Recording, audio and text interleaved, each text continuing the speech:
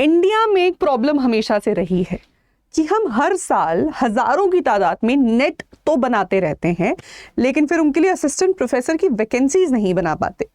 खैर, बिहार सरकार इस दिक्कत को दूर करने वाली है इस साल, क्योंकि बिहार में असिस्टेंट प्रोफेसर की बम्पर वैकेंसीज पे भर्ती होने वाली है साल के अंत तक। बिहार के राजकीय महाविद्यालयों के लिए या कि जो आपके गवर्नमेंट कॉलेजेस होते हैं वहां पर असिस्टेंट प्रोफेसर बनने के लिए सबसे बेहतरीन बात है कि इसमें एप्लीकेबल होने के लिए आपको पीएचडी भी शायद कंपलसरी ना हो। आप अपने मास्टर्स और नेट के सर्टिफिकेट के बाद एक एंट्रेंस एग्जाम देंगे। अगर एंट्रेंस एग्जाम क्लियर हो जाता है तो उसके बाद आप इंटरव्यूज के साथ साथ इस जॉब पे लग सकते हैं। 6 से 9,000 वैकेंसीज निकलने वाली हैं। बहुत ही बड़ी अपॉर्चुनिटी है आप सबके सामने। मुझे नहीं लगता, मैं आप पिछले कितने भी सालों को उठा लो, बिहार में इतनी बड़ी वैकेंसीज पहले कभी आई होंगी। सबसे अच्छी बात यह है कि अगर आप बिहार से नहीं भी हैं तब भी आप दूसरी स्टेट वाले भी यहाँ पर फॉर्म भर सकते हैं, इस सरकारी नौकरी का फायदा उठा सकते हैं। तो फिर दिक्कत क्या है? दिक्कत यह है कि हो सकता है आपका नेट क्लियर ना हुआ हो, या फिर आपका एजुकेशनल बैकग्राउंड ऐसा है कि आपको लगता है कि आप शायद नेट ना क्लियर कर पाए। और बिहार वालों के लिए इसमें क्या खास है, तो इसको आज मैं इस सेशन में बताने वाली हूं, क्योंकि आज मैं खास बात करने वाली हूं एक ऐसे एग्जाम की जो अब से पहले इतिहास में सिर्फ 2 ही बार हुआ है, बिहार एलिजिबिलिटी टेस्ट यानी कि बेट। तो इस साल बिहार की सरकार शिक्षा में जो उच्च सेवा चयन आयोग है वो अपनी बिहार असिस्टेंट प्रोफेसर वैकेंसी को शुरू करने से पहले बिहार में एक एलिजिबिलिटी टेस्ट भी कराएगा, जो कि नेट की तरह ही होगा। जैसे किसी और स्टेट में सेट्स होते हैं, ये बिहार का सेट है, तो इसलिए हम इसे बेट कह रहे हैं। इसका फायदा क्या होगा कि अगर आपका नेट अभी तक क्वालिफाइड नहीं है या अगर आपको वहां चांस बनता नहीं दिख रहा है तो फिर आप यहां पर अप्लाई कर सकते हैं और इससे आप एलिजिबल हो जाएंगे आने वाली भर्तियों को फिल करने के लिए। है ना खुशी की बात? तो क्या है ये बेट एग्जाम, क्या है इसकी एलिजिबिलिटी, एग्जाम पैटर्न क्या रहेगा, सिलेबस क्या रहेगा और किन किन विषयों में ये होगा, आइए इसकी बात कर लेते हैं। विषयों के बारे में मैं अलग से भी एक दूसरी वीडियो में बात करूंगी। दरअसल बात यह है कि 80+ सब्जेक्ट्स में यूजीसी नेट एग्जाम कंडक्ट होता है, लेकिन इन्होंने अपनी इस नोटिफिकेशन में सिर्फ 52 सब्जेक्ट्स में बेट निकालेंगे। ये इसका मतलब तकरीबन 30 सब्जेक्ट्स का नुकसान होने वाला है। तो आपका सब्जेक्ट उस 30 में तो नहीं आ रहा, ये देखने के लिए सेशन के एंड तक बने रहिए। तो सबसे पहले शुरू कर देते हैं हमारी इस ऑफिशियल नोटिफिकेशन के सबसे पहले मुद्दे की, एलिजिबिलिटी की, कि क्या आप एलिजिबल हैं इस एग्जाम के लिए या नहीं। तो पहले सवाल का जवाब, अगर आपने मास्टर्स किया है अपने उस सब्जेक्ट से और इन्होंने सारे एलाइड सब्जेक्ट्स भी मेंशन किए हैं लिस्ट में, मैं आगे आपको दिखाऊंगी, तो आप उसके लिए एलिजिबल हैं गिवन कि आपका 50% 55% एग्रीगेट स्कोर बन रहा हो। ये 55% का एग्रीगेट स्कोर मतलब है कि आपने जो अपने मास्टर्स कंप्लीट की है उसमें टोटल आपका 55% स्कोर बन रहा हो अगर आप जनरल कैटेगरी से हैं। अगर आप रिजर्वेशन पॉलिसी के अंडर आ रहे हैं तो आपका एग्रीगेट 50% भी हो सकता है। बस एक बात का ध्यान रखिएगा कि अगर आपके पास बिहार का डोमिसाइल नहीं है, यानी आप बिहार के बाहर के हैं, उस केस में आपको जनरल कैटेगरी में ही काउंट किया जाएगा। यानी कि उत्तर प्रदेश का ओबीसी एससी बिहार में जनरल की सीट पे लड़ेगा, ओबीसी एससी की सीट पे नहीं लड़ सकता। ठीक है, तो ये आपकी एलिजिबिलिटी हो गई। एक दूसरा सवाल हमारा यहां से निकलता है कि जैसे यूजीसी नेट के एग्जाम में मास्टर्स के अपीयरिंग स्टूडेंट्स फॉर्म फिल कर सकते हैं, क्या यहां भी ऐसा हो पाएगा या नहीं? तो देखो, उसके मुझे चांसेस थोड़े कम लग रहे हैं। मैं रीजन बता देती हूँ। क्योंकि नेट तो अपने साइकिल से चलता है और वो आपको फिर 2 साल का वक्त देता है अपनी डिग्री पूरी करने के लिए। उसका काम सिर्फ सर्टिफिकेट देना है एलिजिबिलिटी का, उसका काम नौकरी लगाना नहीं है। अब बिहार ये एग्जाम खास कंडक्ट करवा रही है आपको एलिजिबल बनाने के लिए आने वाली भर्ती में। अब अगर भर्ती होनी है तो जरूरी है ना कि आपकी क्वालिफिकेशन पूरी हो। तो मुझे फिलहाल तो नहीं लगता कि अपीयरिंग वाले भर पाएंगे, लेकिन फिर भी चलिए देख लेते हैं। वैसे देखो, अच्छी बात यह है कि इस साल मई जून तक बहुत लोगों की मास्टर्स की डिग्री खत्म भी हो जाएगी, आपके पास अपने सर्टिफिकेट्स आ जाएंगे जब तक बेट की बारी आएगी। तो आई एम श्योर आपकी एलिजिबिलिटी वहां पर बन जाएगी, तो दिक्कत की बात नहीं है। बाकी जब इसकी ऑफिशियल नोटिफिकेशन आएगी उससे काफी बातें और क्लियर हो जाएंगी। पर अभी के लिए मैं आपको बता रही हूं, आइडियली आई थिंक यही रहेगा कि आपने 2 साल की अपनी पूरी मास्टर्स कंप्लीट की हो इतने % एग्रीगेट के साथ, तभी आप एलिजिबल माने जाएंगे। दूसरा सवाल आता है जरूरी वाला एग्जाम पैटर्न पे। तो एग्जाम पैटर्न देखो, पूरे देश भर में जितनी भी स्टेट्स में सेट होते हैं वो नेट के पैटर्न पे ही अपना एग्जाम लेता है। यानी कि आपके 2 पेपर होंगे, पेपर 1 जनरल है, पेपर 2 कंसर्न सब्जेक्ट का है, पेपर 1 में 10 यूनिट्स हैं, पेपर 2 में 10 यूनिट्स हैं, पेपर 1 50 क्वेश्चंस का होगा, पेपर पेपर 2 100 क्वेश्चंस का होगा। हर सही जवाब का आपको 2 मार्क मिलेगा और गलत जवाब की कोई नेगेटिव मार्किंग नहीं है, there is no negative marking there, which is a good thing.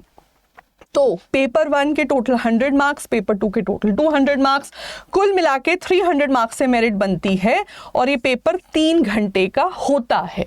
अब वैसे तो देखो नेट आजकल सीबीटी मोड में यानी कंप्यूटर बेस्ड मोड में चल रहा है, लेकिन ये पेपर आप मान के चलो पेन एंड पेपर मोड में कंडक्ट होगा। आपको OMR दी जाएगी और आपको अपने हाथ से उस OMR को फिल करना होगा, ठीक है। ये इसमें एक जनरल पैटर्न रहने वाला है। अगला आ जाते हैं, सिलेबस क्या रहेगा। देखिए सिलेबस मैं फिर से बता रही हूँ क्योंकि बेट एक सेट का ही पेपर है और पैटर्न भी नॉर्मली इंडिया के सभी जितनी 19 दूसरी और स्टेट्स हैं जो कि स्लेट या सेट लेती हैं वो नेट के पैटर्न पे ही चलती हैं। तो यहाँ पर भी आप मान के चलो कि नेट का पैटर्न या नेट का सिलेबस ही रहेगा। तो फिलहाल आप नेट के सिलेबस को ही अपना मेन सिलेबस मान के चलो और अगर आपने अभी भी तैयारी नहीं शुरू की है तो आप इसी के अराउंड ही अपनी तैयारी बिल्डअप करना। कुछ भी चेंज होगा तो वो बाद में नोटिफिकेशन में पता लग जाएगा, बट 99% मान के चलो यही आपका सिलेबस है। नेट का आपका सिलेबस आपके सब्जेक्ट में ही आपका बेट का भी सिलेबस रहेगा। अगला मुद्दा, क्या अदर स्टेट्स अप्लाई कर सकते हैं? नहीं, क्योंकि बिहार की जो टीचर भर्ती हैं, TREs रहती हैं, वहां इस पे कोर्ट केस चलते रहते हैं कि दूसरे स्टेट वाले अप्लाई कर सकते हैं या नहीं। तो देखिए नहीं, असिस्टेंट प्रोफेसर भर्तियों में इस तरीके की दिक्कतें ज्यादातर देखी नहीं गई हैं।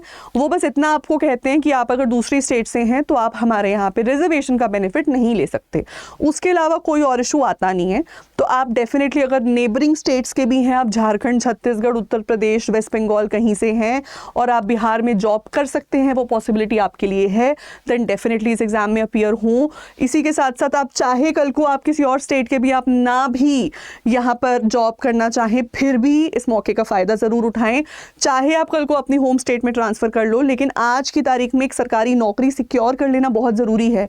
और इतनी बड़ी बम्पर वैकेंसी के आगे तो मैं कह रही हूँ कि कोई नहीं टिकेगा, आपको मौका हाथ से जाने नहीं देना चाहिए। तैयारी जरूर करना, फॉर्म जरूर भरना, पेपर की तैयारी जरूर देना अपनी यहाँ पे, ठीक है। चलो अब नेक्स्ट मुद्दा आपका आ जाता है सब्जेक्ट्स कौन कौन से हैं और उसके बारे में हम साथ में उसके अलाइड सब्जेक्ट्स की भी बात कर लेंगे, तो वो हम देख लेते हैं। तो देखिए करंटली बेट का एग्जाम हमें पता चला है 52 सब्जेक्ट्स में कंडक्ट होगा। 80+ सब्जेक्ट्स नेट के लिस्ट में रहते हैं, यानी तकरीबन 30 सब्जेक्ट्स इन्होंने अपने हटाए हैं। तो वो सब्जेक्ट्स जो इन्होंने रखे हैं आइए उसकी बात कर लेते हैं। तो सब्जेक्ट्स हैं आपके पास यहाँ पर English, Urdu, Farsi, Maithili, Sanskrit, Hindi, history, ancient history, ये उसी में आ गया, वैसे अलग है लेकिन एंशिएंट हिस्ट्री, गृह विज्ञान यानी कि home science, PMIR, IRPM, LSW जो कि है लेबर एंड सोशल वेलफेयर वगैरह या फिर HRD हम जिसे कहते हैं, ज्योग्राफी यानी कि भूगोल, political science, economics, philosophy, psychology, sociology, लोक प्रशासन, ग्रामीण अर्थशास्त्र, भौतिकी यानी कि फिजिक्स, रसायन शास्त्र यानी केमिस्ट्री, वनस्पति शास्त्र यानी कि MSc इन बायोलॉजी, गणित यानी कि मैथ्स, जंतु विज्ञान यानी कि बायोटेक्नोलॉजी, संगीत यानी म्यूजिक, बांग्ला। इसके अलावा पर्यावरण विज्ञान यानी कि इकोलॉजिकल स्टडीज EVS, वाणिज्य यानी कि आपका कॉमर्स, साहित्य आपके जो अलग अलग सब्जेक्ट्स में हैं, ट्रेडिशनल सब्जेक्ट्स हैं, ठीक है, व्याकरण, ज्योतिषी, कर्मकांड, धर्मशास्त्र, पुराण, दर्शन, अंबेडकर विचार, मानव शास्त्र, भूगर्भ शास्त्र, गांधी विचार, विधि, अंगिका, संघिका, शिक्षा, बायोकेमिस्ट्री, रूरल स्टडी, इलेक्ट्रॉनिक्स, पाली, प्राकृत नेपाली, रसियन, भोजपुरी और पत्रकारिता एंड मास कम्युनिकेशन, ठीक है। ये आपके 52 सब्जेक्ट्स हैं जिसमें आपका बेट का एग्जाम कंडक्ट होगा। अब सवाल एक सबसे बड़ा ये कि किस तरीके से इन्होंने आपको एलिजिबिलिटी दी है। तो देखो मान लो मुझे इंग्लिश में अप्लाई करना है, तो इंग्लिश में UGC नेट में हमारे पास MA इन लिंग्विस्टिक्स एक अलग पेपर होता है और MA इन जो नॉर्मल इंग्लिश होती है उसमें एक अलग पेपर होता है। यहाँ उन्होंने सब इकट्ठा कर दिया है, तो यहाँ पर उन्होंने लिंग्विस्टिक्स को भी इसी कैटेगरी में डाल दिया। मतलब अगर आपकी मास्टर्स लिंग्विस्टिक्स से थी तब भी आप यही एग्जाम में अपीयर करेंगे। अगर आपकी MA नॉर्मल इंग्लिश में थी, MA इंग्लिश, तो भी आप यहीं पे आएंगे। अगर कंपैरेटिव लिटरेचर्स का आपने पेपर लिया हुआ है तब भी आप इसी में आ रहे हैं। ट्रांसलेशन स्टडीज़ का लिया है तब भी आप इसी में आ रहे हैं। ये एक कैटेगरी में फॉल कर रहे हैं, ठीक है। दूसरा देख लेते हैं, जैसे कि संस्कृत में कुछ लोगों के पेपर में लिखा होता है MA इन संस्कृत लिटरेचर, किसी के लिखा होता है MA इन संस्कृत साहित्य। तो दोनों केसेस में आप संस्कृत में ही अप्लाई कर रहे होंगे।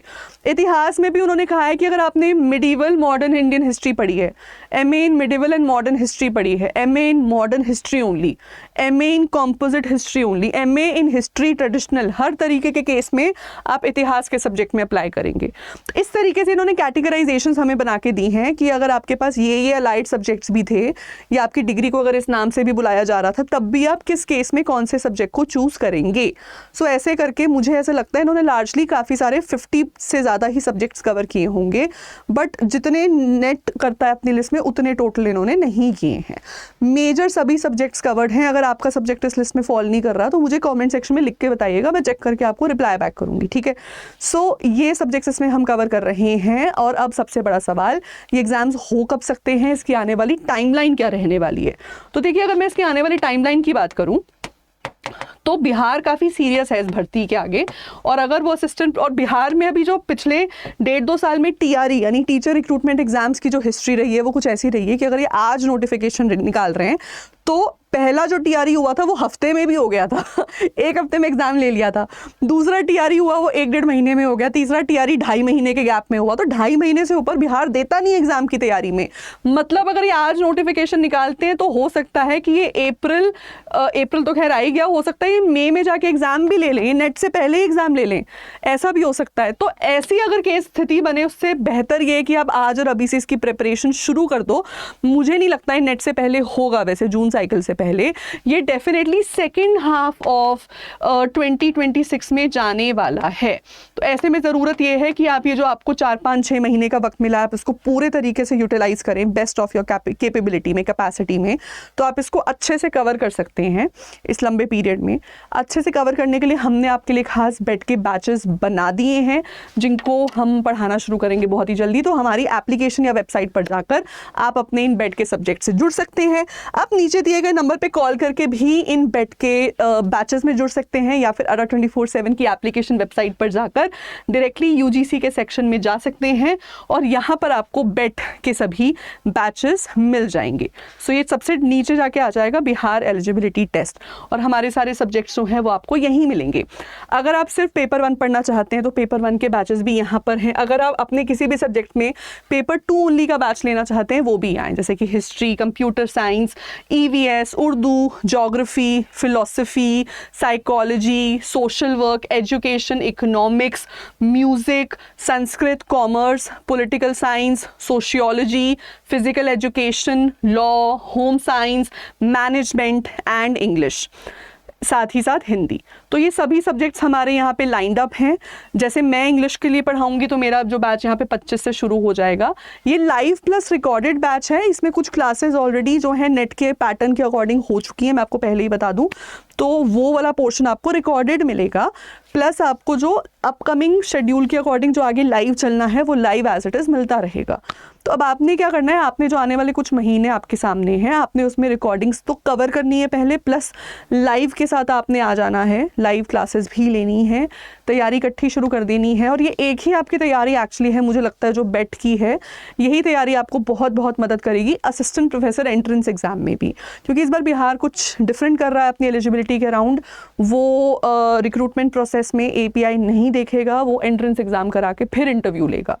तो इंटरव्यू की तैयारी के लिए भी आपको सब्जेक्ट पे पकड़ होनी ज़रूरी है, और अपने एग्ज़ाम को क्वालिफाई करने के लिए भी। तो 2 एग्ज़ाम अभी आपने आगे देने हैं, उन दोनों की तैयारियां आपकी इकलौती इकट्ठे बैचेस से ही हो जाया करेगी, ठीक है। तो नीचे दिए गए नंबर पे कॉल करके अभी के अभी सीट सिक्योर कर लो अपनी, मैक्सिमम डिस्काउंट आपको मिल जाएगा।